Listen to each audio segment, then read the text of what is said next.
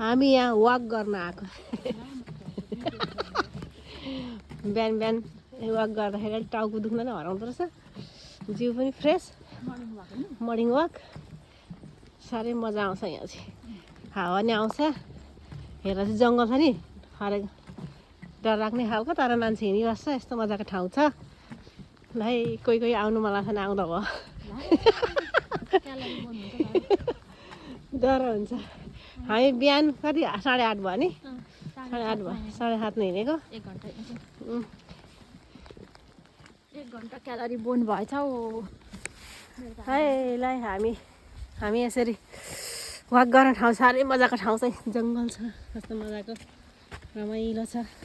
तर यहाँ केही आउँदैन हेर्दा चाहिँ बाघ भालु आउला कि जस्तो छ त हेर्दा चाहिँ तर आउँदैन बाघ भालु छैन भुटानको जस्तो अलैँची बारीहरू जङ्गल फाड्न गएको जस्तो लाग्यो अलैँची बारी गएको जस्तो लाग्यो त्यस्तो त छ हौ हल्का खोल्साहरू पनि छ रमाइलो छ पानी आउँदैछ 2 जना मात्रै छौँ हामी यहाँ कोही छैन जङ्गलमा